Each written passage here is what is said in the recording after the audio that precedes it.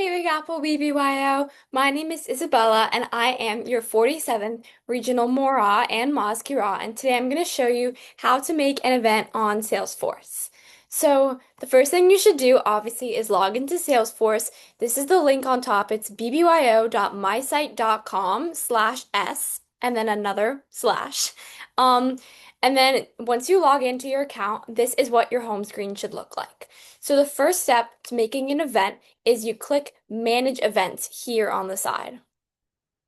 See, there's the first option is Create Event. If you wanted to see a pending event, an upcoming event, or an event that already happened, there are your options, but here is your option to create an event. So we are always going to press the free or pay at door event template. So when you see this one, simple free/pay at door, we're going to go all the way to the side and press clone. Now you're making a copy of a standard event. So we're just going to call this test chapter event. Obviously, the first thing you should do is enter the event name. Then for time zone, America, New York, since that's where we live, I'm just giving it an arbitrary date, but obviously have it be the date and time of your program that you are looking to make an event for.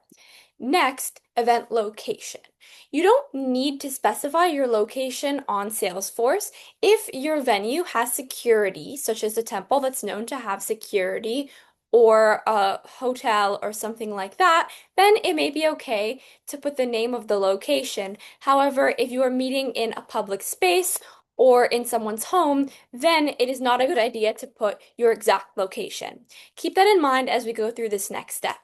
So first, we're going to choose if our venue is virtual or in person. If our event was virtual, like an IC Launch Night Zoom meeting, we would press virtual. For this event, let's say it's in person, since most of our chapter events are. So we're going to press venue, since it's happening at a venue. Now, we don't need to include the venue address, but if your venue has security, then it may be helpful to include the venue address. But I'm not going to because let's assume that I am meeting in a park that doesn't have security. Now, here's important. Where we go to category, now we press chapter or regional programming because we are creating an event for chapter programming. Now, there's many options of what your chapter programming could be. It could be kickoff, it could be global Shabbat, it could be general chapter event if your chapter event doesn't fit into any of these other categories. Let's say we're going to have ours be a kickoff. So you should always put general chapter event.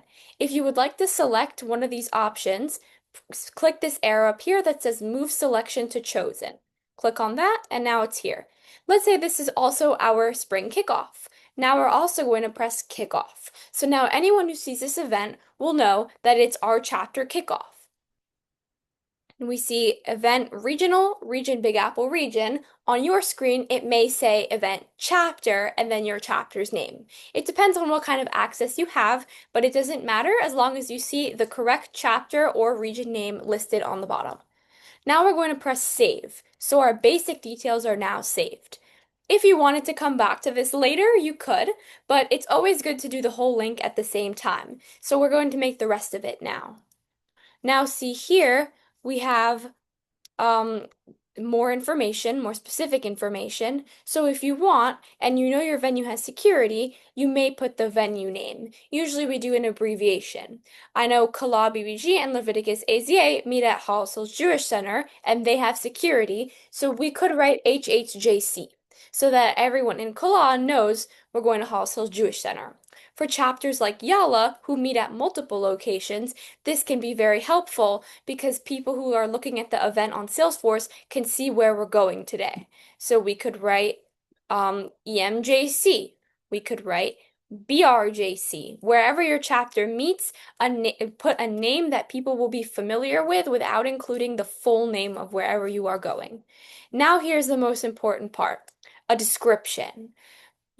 When you write an event description, your thing should always be specific and have information about what are we doing, is the event free or paid for, and always say bring your friends.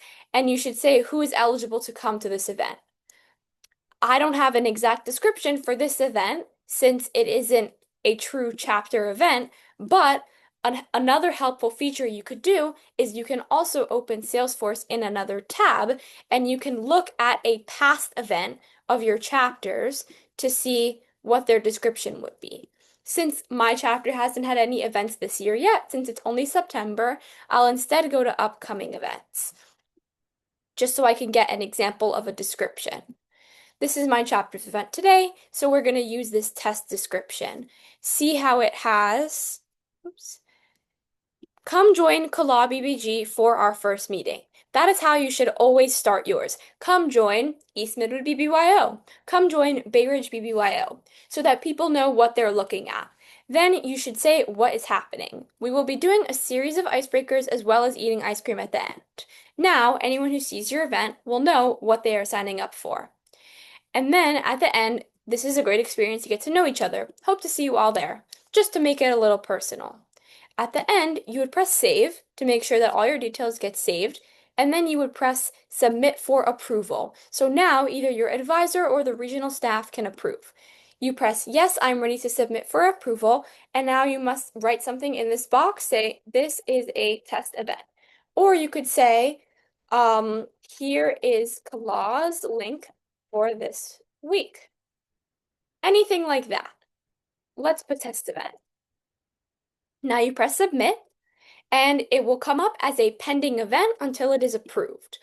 When it's approved on the day of the event, then you can come back here to look for your SMS keyword, the number that you should be texting for text to sign in, and you can look to see who is signed up under attendee information. Thank you guys so much for watching this video.